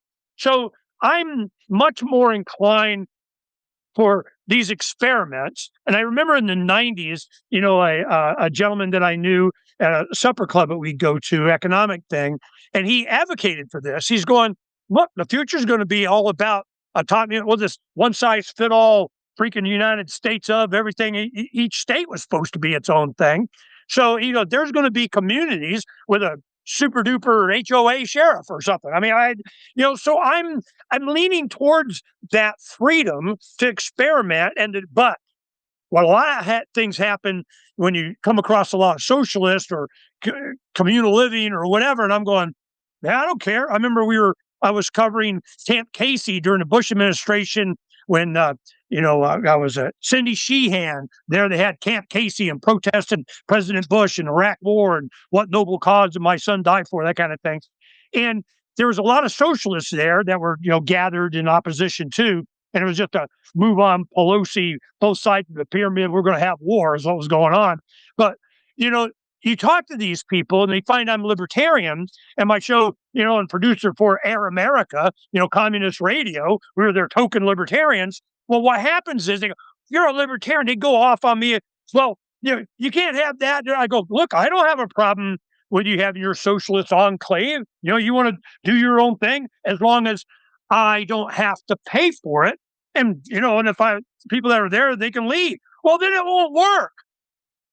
Mic drop. I mean, okay, well then, thank you. I mean, so it's we're going to find through the competition of ideas and actual experiences, and with the communication that we have now with the internet and other, alternative internets are going to be coming online, I'm sure, that we're going to be able to pick from what we want. And I remember a science fiction book, I won't go into it, but when I was a kid, that was about that.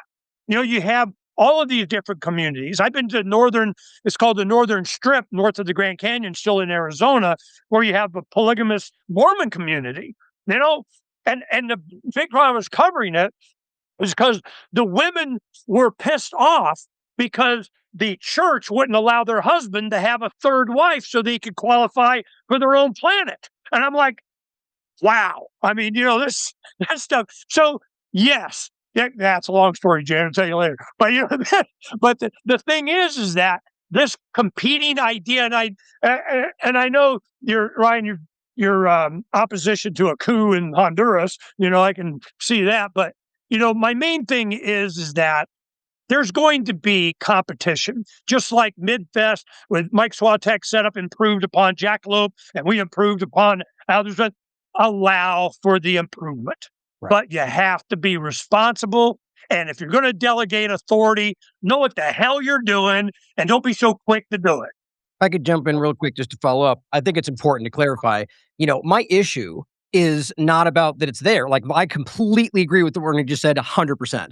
It's, that it has to be like, whether communism or whatever else, like that's the whole point. But it's that people, I argue, just need to be aware of what I think it is. Like, that's my point. It's not that it shouldn't be happening, but rather to understand that I just don't think it's what they're representing it as, just to make sure that was clear. Because Ernie's point is exactly what I think should be. That's why I find it interesting, this kind of, you'll find the same point I was kind of making before. The hypocrisy comes in when they're making these arguments that then it's like, but communism, or vice versa. And it's like, well, I get the gripes about government entirely, but that shows that you don't really feel that way when it comes down to it. It's important. Also, I want to point out, I've seen zero evidence that Peter Thiel is involved in that at all. And so, I know that that's an internet rumor, but if anybody's got any evidence, I want to see it, because as far as I know, he is not involved at all. You can't. He's literally. Pronomos Capital is a funding arm of the entire thing. He's tied to those. No, they're not. They've got less than 1% of the invested capital. It's almost like a token investment. It's not. I don't think that is indicative of Peter Thiel has an investment in Pronomos. They have an investment in Prospera. That is not a logical leap that he is involved in Prospera. He's never said the word Prospera ever.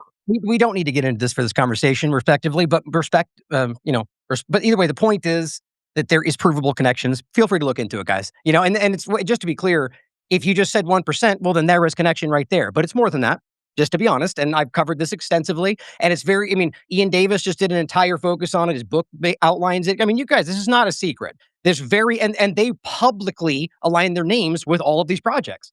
So, I don't know why that's debatable, but the point is not about whether that's why that's not the focal point. Peter Thiel being connected is a totally different thing. My point was, this is not, by what the people leading it are doing and the way that it started, by definition, libertarian. Now, there are people within it who may lead it that way, and I support that. In fact, like Ernie was pointing out, I support the idea that any of these things have the air to exist, but I think it's worth knowing that it is in my opinion, a manipulation, that you have the centralized thing going on. If you understand the way these things are going, Prospera in particular, coming from the same people involved, like Srini Vasan, and the books written about this, they call it tech Zionism, by the way. The point is that they talk about, the sort of you own nothing and you'll be happy dynamic, but with like some kind of digital keys situation. That's their own discussion. And so it effectively becomes the lie that you have control of things, when it's sort of a Coinbase, you own the access to it, but we own, and this is all written, everything becomes digital. No, I understand exactly what you're saying. And the one thing I equate that to the founding of the United States of America. It's like the Declaration of Independence, pinky swear, promise what the deal is. And then decade later, they do the Constitution, and the influence of it goes off the rails. It's just, so I encourage the experiment, the American experiment. Did it fail? When did it fail? Did it start to fail right before the ink was dry on the Constitution? So we can have these arguments, but these arguments have been had over freaking millennia. This is what it's come down to, and we're getting the reason they call it revolution is because it comes around. Well, it's coming around faster, which is good. We need to have this awareness, this understanding, and not in the past, 2 generations ago it happened. We're starting to experience it in our lifetime, as I have, God, a few times. You say, okay, I get it. I get it. I get it. I get it. Read Larkin's book. I think yeah, absolutely. We need a bunch of competing ideas and competing solutions, including the ones I think will fail drastically. Just, yeah, like Ernie said, do it over there and don't force me to be involved. But I think I realize I'm a broken record because I always say this, but to me, it's so much a numbers game. Because if you have 3 people competing over who has the best solution, it's not going to be as good as if you have 8 billion. So, and that's why my focus is get as many people out of statism as possible. But the example of like protection, I did literally the most primitive caveman version of that, which is when I knew my neighbors, the ones I knew and the ones I liked, I say, if somebody's breaking into your house in the middle of the night, call me. I will get there way before the cops do. I'm heavily armed. I won't shoot you or your dog. The fact that the most primitive, oversimplified solution is already better than the government version of protection.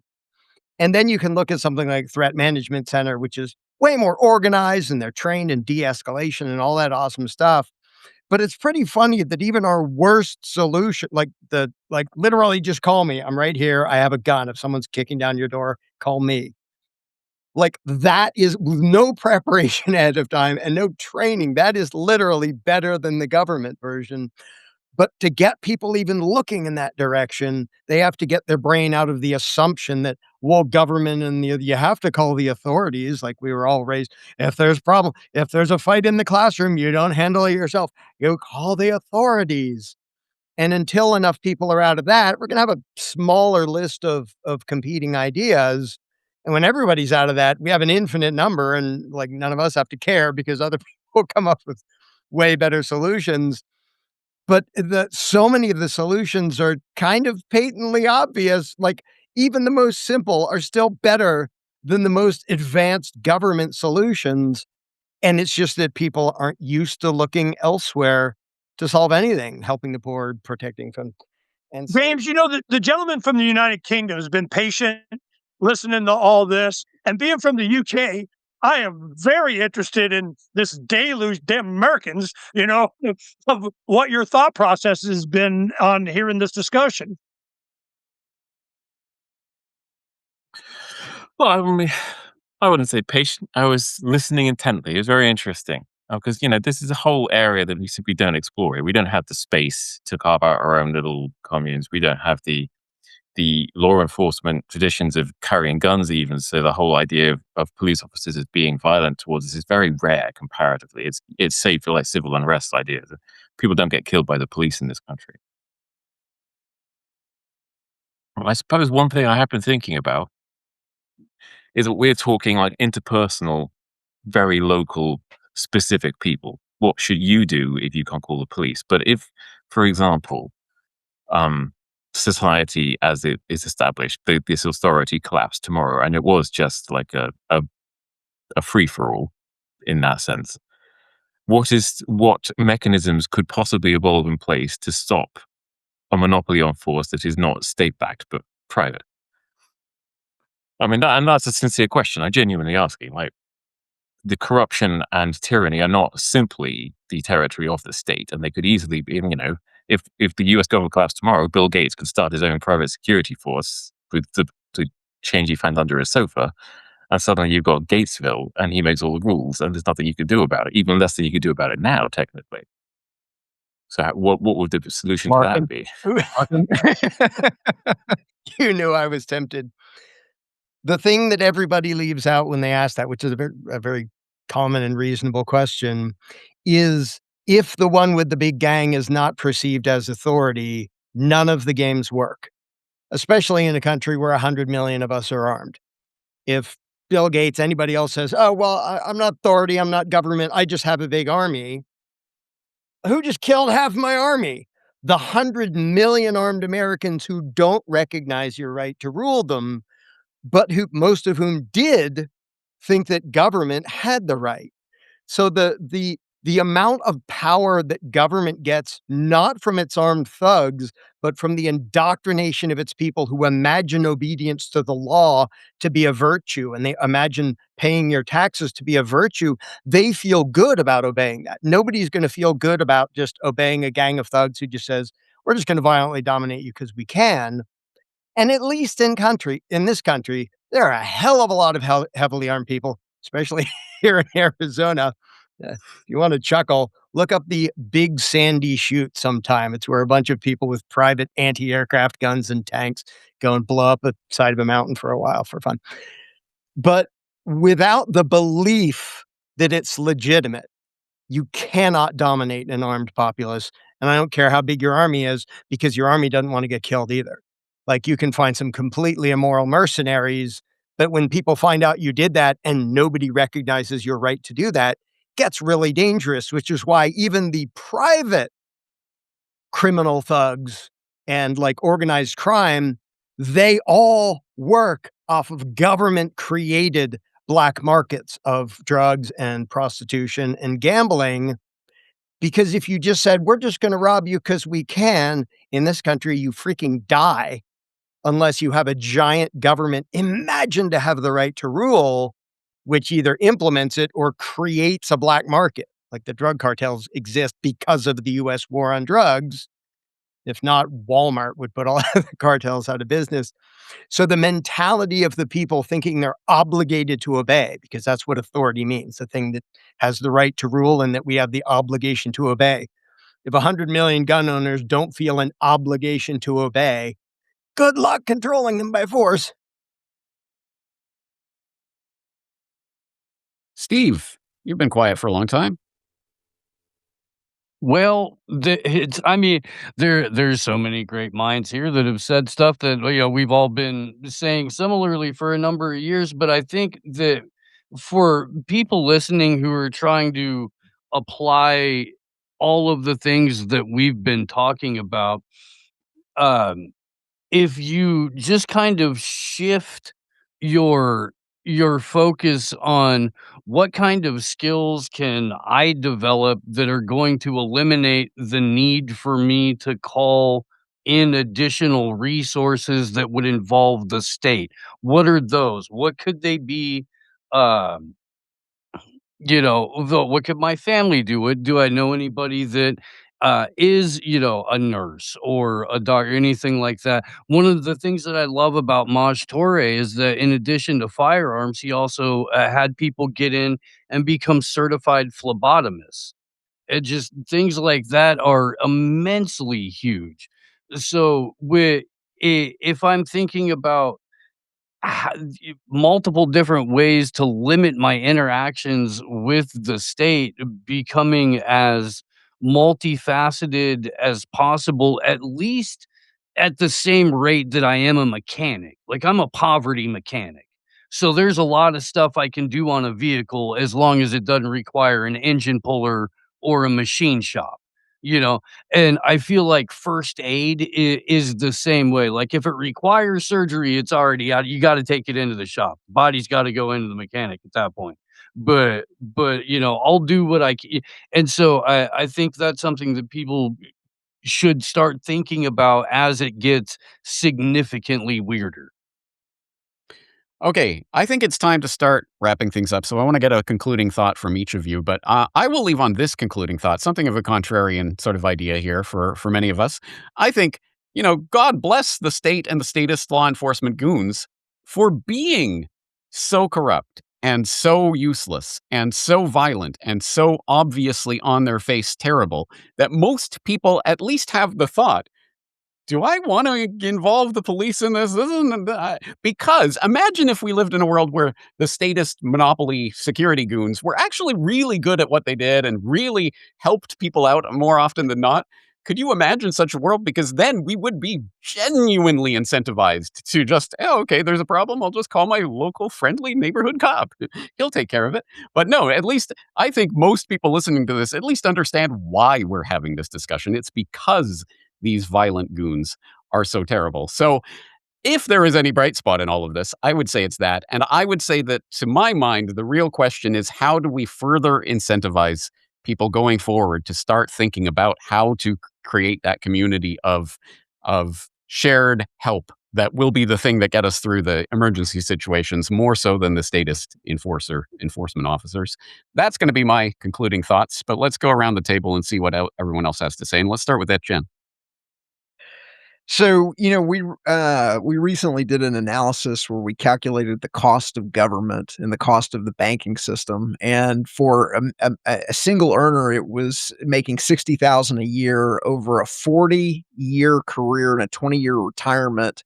They're going to pay about $2.7 million in taxes, or they're going to lose that equivalent in purchasing power. It's a $2.7 million hit to a guy making $60K a year over this 40K, this 40 years of work and 20 years of retirement. If the government wasn't stealing that money through the monetary system and through the confiscatory taxation and through the underpayment of Social Security, because they're lying about what the inflation rate is, there would be more than enough wine, cheese, and bread on the table for everybody. Everybody could afford the security that they wanted. Everybody could afford the school they wanted. Everybody could afford it would be a dramatically different world if the government wasn't stealing $2.7 million from the average person, millions and millions and millions more from the average earner. And that's the world I think most people can't wrap their mind around, because that money is stolen through inflation. They never ever see it. It's the money they don't even know is being stolen from them. So they can't imagine a world without government. They can't imagine how they'd be able to, afford private security. They can't imagine how they'd be able to afford private education. That's the thing I wanted to leave the audience with. Okay, let's go, Larken. Now, James, are you suggesting that the Hollywood depiction of law enforcement as brave, heroic, efficient, and competent is inaccurate? Yes, I very much agree. I see two benefits to government enforcement being so brutal and sadistic and inefficient, and they show up and draw a chalk outline around you and shoot your dog. One is more and more people are already, like you said, starting to think in terms of, maybe we need something better than this, like neighbors to call, again, even starting with the most primitive things. But two is they're all the way starting to think maybe that is the problem. It isn't just they're not doing a great job right now. Maybe we should start thinking like grown-ups. And weirdly, that's the best thing that self-ownership and freedom could ever have, as a bunch of normal people looking at that.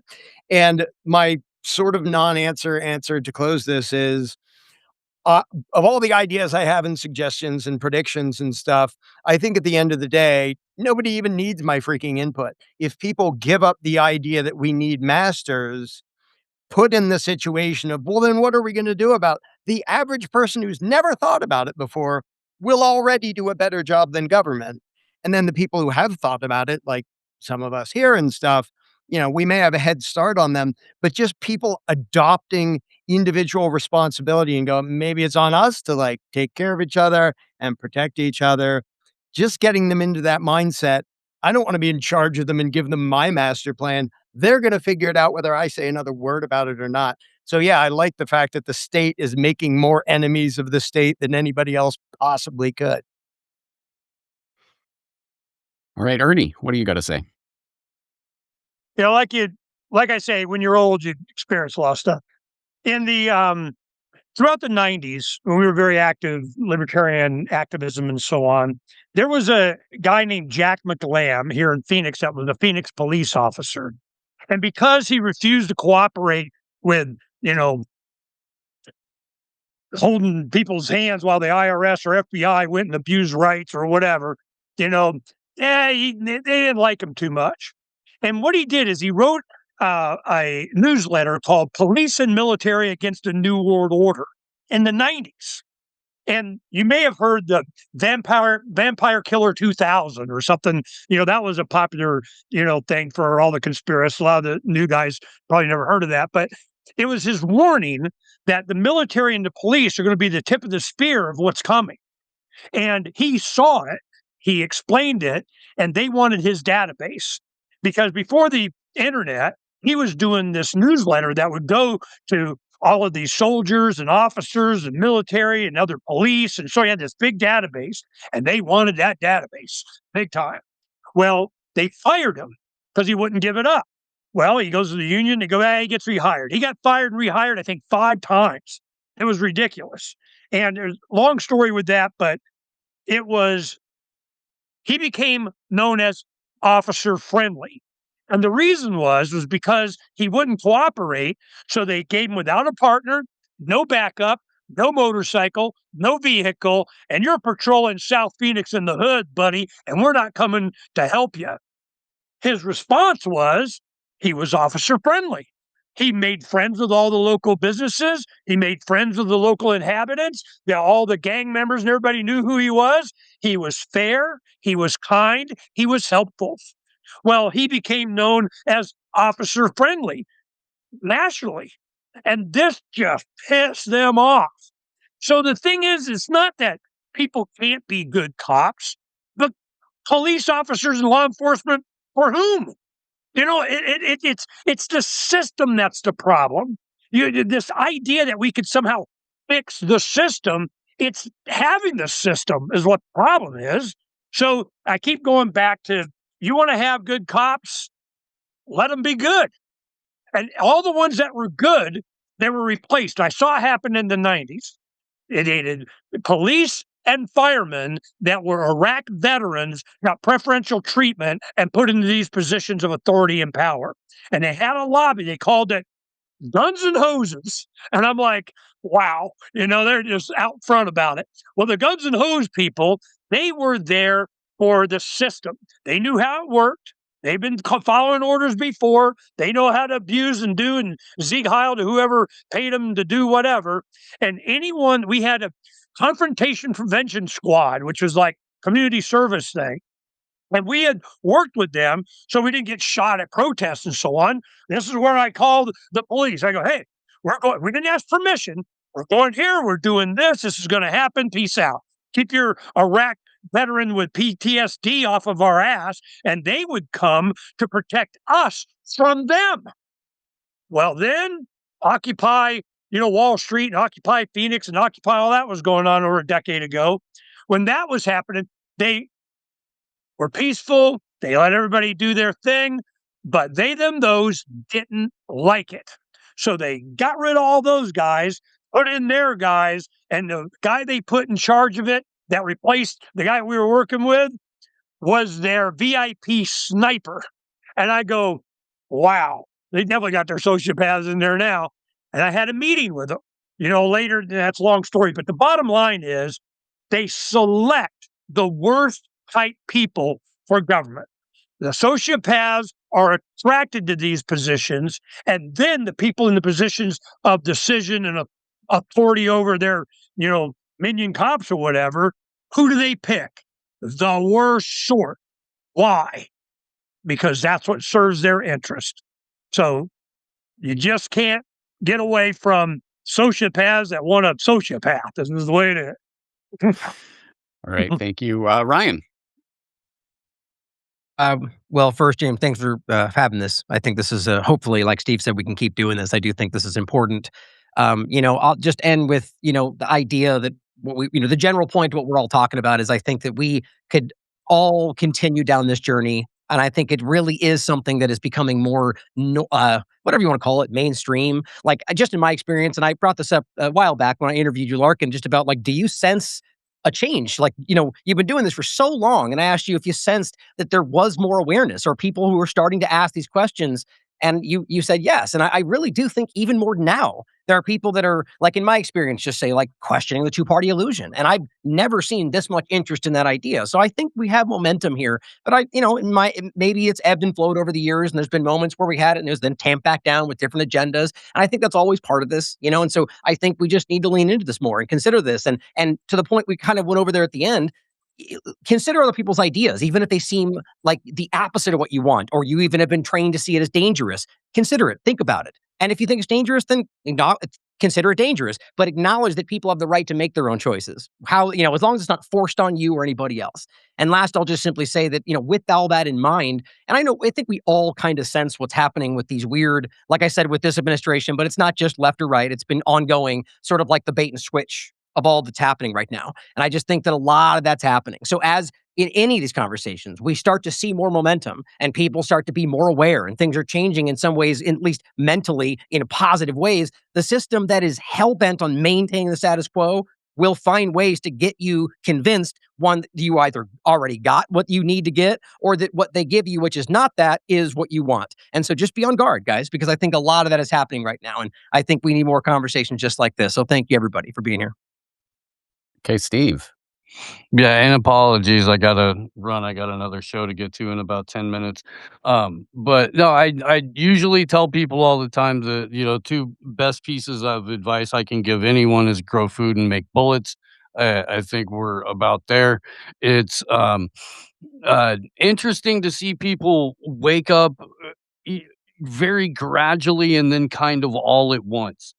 And the reality that the state is not coming to save them is starting to really sink in. And this is a very, very, very opportunistic moment for all of us because the vast majority of the Western population has been pre-programmed to sink into despair when they would realize something as earth-shattering as, oh, the government is actually a violent criminal mafia and they're not here to protect me.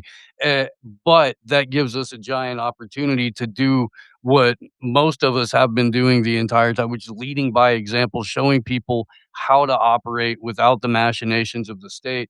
And I think that the next 18 months or so are going to be absolutely pivotal in terms of rallying people that finally can't run away from reality anymore. And it's going to be a very interesting, but I do believe a very, very fruitious time. All right, and Kit. Well, I respect going last. That's nice. Giving me the final word. I suppose there'd be a few bits of advice, like on taxation. I find it's just, very cleverly make sure you never make enough money that your taxes are worth chasing. That's what's always worked for me. On the police, live a life that's rather dull and make sure you never have to encounter them if you don't really have to. As I said, the preparation and prevention is the best cure for anything. And on the long-term success, I think the strength of the anti-state position and anti-authority position is that it's the natural position. I know that's probably a thought that's been expressed by a lot of people over a lot of years, but if people are allowed to simply rationally think for themselves, it's where they naturally turn. And we don't need to convince people. Oppression will convince people, and it will simply push more and more people out. I think the best recent example of that is COVID, where people saw what the government was willing to do to them and simply flocked the other way. I mean, the vaccine uptake was never as high as they said it was. Even now, it's lower than they said. They've admitted since. And that is the best and the biggest, most recent example that if they squeeze, people will simply slip through their fingers. And then we are free to make different decisions away from that system. Well said. All right. Thank you, absolutely everyone, for participating in this. There's a lot of stuff to think about here, and I hope we have adequately answered your question, Michael. If you have any follow-up questions, please let me know. But no, this is a great discussion and one that, as Ryan was saying, I think needs to happen more frequently. So yes, let's do this. A Solutions Watch /IMA panel mashup where we can discuss meaty issues like this with some of the greatest minds in the independent media. I've enjoyed this discussion. I hope you did too. And just as a note for anyone who has made it to the end and is still confused about who is who, at least if you're watching this on Corbett Report channels, I will put the link in to everybody in the description so you can find out who everyone is and start following all of their respective channels and websites. But I think we're going to leave it there for today. James Corbett, CorbettReport.com. On behalf of everyone here at the IMA panel and some extra special guests, thank you very much for investing your mind time in this conversation. I'll talk to you again in the near future.